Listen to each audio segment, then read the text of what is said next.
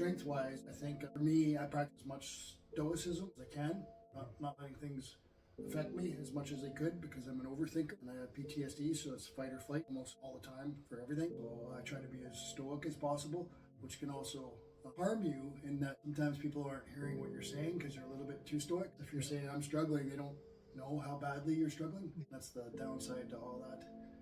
Some people would say that being stoic and pretending things don't affect you is strength, but that's not true. Being vulnerable is strength.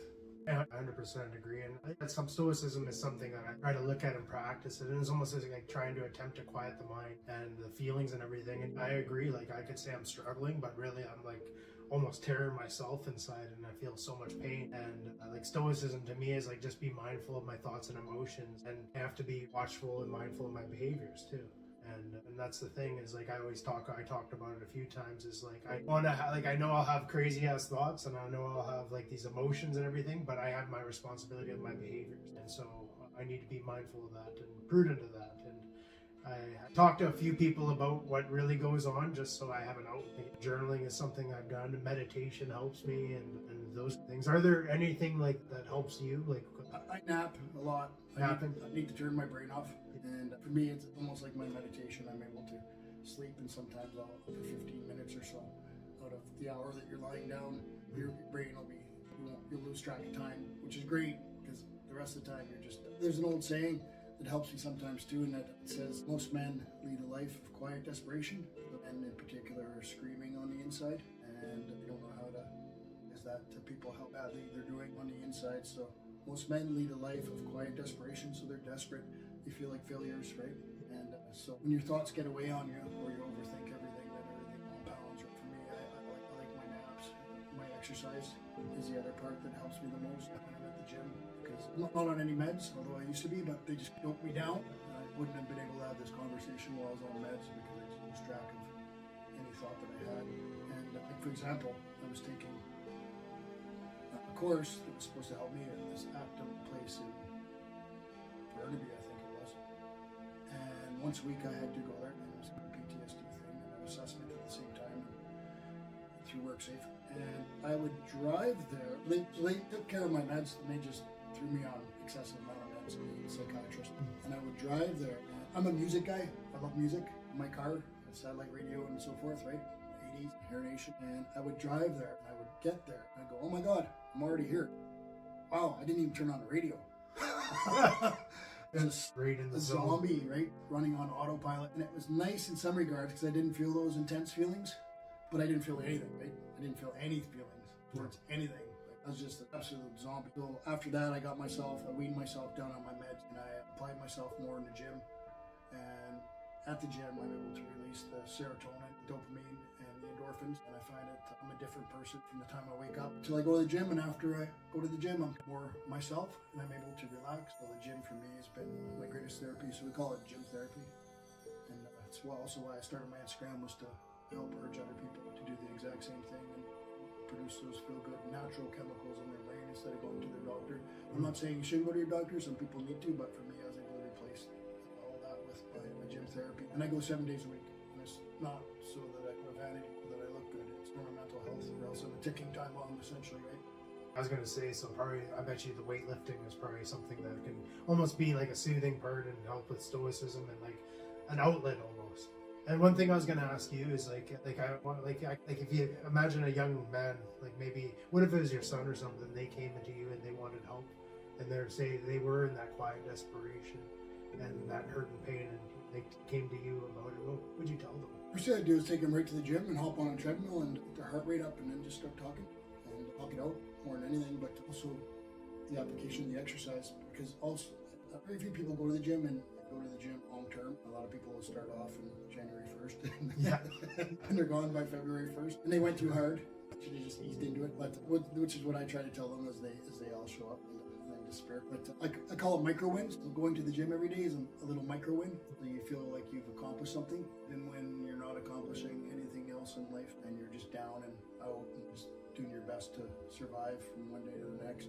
But if you can make it to the gym, it's a micro win, and all those little micro wins add up, right? So that's the very first thing I would do with anybody personally, from my experiences, work conversations at the gym.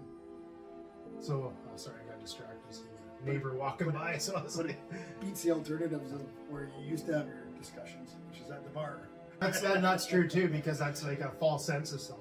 Like to me, when I was drinking and alcohol, I'd have a good time. I'd be chatting away. We'd be laughing. Then we'd be crying. And shit, maybe I'd be angry and all that stuff. But it's like a superficial self. And now it's like every conversation that I have is real with people. It's like who I am. And I could have all those things. I could still have those emotions. But like I thought about the drinking. It was like almost like it was a false sense of myself. And I was thinking about like that. Me, a pet peeve of mine is January 1st. Let's start doing something. And I'm like, if you think it right now, and if you want to change something in your life, start today. Start now. Freaking April 1st. Except hopefully it's not an April Fool's joke or anything like that. But it's like having that. So we've also talked about depression and stuff before together. What does depression feel like for you? I'm still depressive, I guess you could say, in that there's some days, I get overwhelmed. Paperwork for some reason seems to really overwhelm me, and I will spiral very quickly. And like I said, there's a lot of worse things I could be doing than napping to try to sensory release. But the depression for me was the peak of it was so debilitating. I didn't even leave the house for months, honestly, unless I absolutely had to for an appointment, for work, say for something. And there's lots of people who say you need to let things go. But easier said than done. They're 100% stuck. They're obsessed. I think I'm a fairly obsessive person.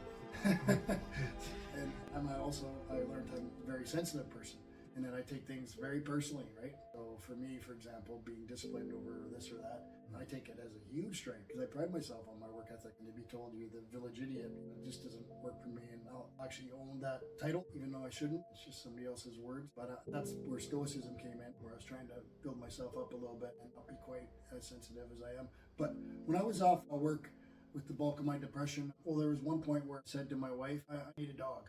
I need a puppy.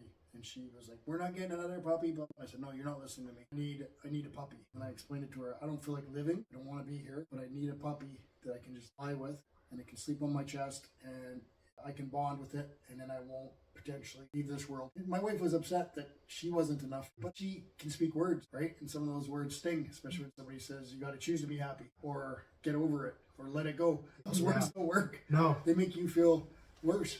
It's like there's something wrong with me. And then I could just turn into like all these things. Like, and I think letting go, there's a process to it. And one of the processes is like understanding where that came from. Like that maybe the thoughts that are going through my mind, like maybe I'm not enough or not good enough. And then feeling that. And one of the things I try to teach and show people is that like a lot of inner child work, right? Like when we were growing up, like for me, I was called stupid as a kid. I was called dumb, and you're lazy. It must be the native part of me. Like my white side was pretty racist to me. But like these things come through my mind too. I'll have a conversation with somebody and then I get triggered with these things. And it's like I got to go back and I got to look at where these triggers come from. Not only that, I got to feel what's going on. Like what's going on. A lot of it is for me is fucking tears. It doesn't feel good to like think about these things and feel them, but after I feel them fully, then I can let it go. Well, it's understanding. That's another part that helped me a lot too, is I wanted to know why I felt in my mind that I think different than everybody else. Like, how come I think different? How come this affects me more than it would the other person next to me if it had happened to them, for example? And so I went deep dive on YouTube to figure out first off PTSD, but then after that was to figure out my personality type. And I think there's 8 different personality types and then subgroups out of those 8. And so through all mine, I found that the reason I feel so different than most people, and pretty much everybody, is because I'm a Sigma male. And on top of that, I'm a Sigma empath, which is the rarest type of male on the planet, right? So, but it's also a double whammy, right? So Sigma is the lone wolf, right? So you prefer to do things by yourself and be by yourself. You can be a leader if you have to be, but you prefer not to be.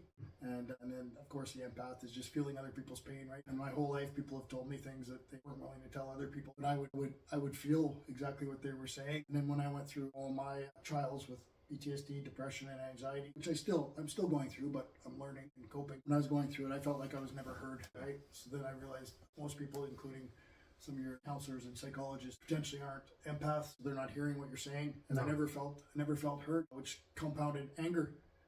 Yeah. Because it's like I'm suffering inside and you're not hearing me, and I'm struggling to be here and you're not listening. And I'm not man. Most men live a life of quiet desperation. That's me. I'm screaming on the inside. Nobody's hearing what I'm saying.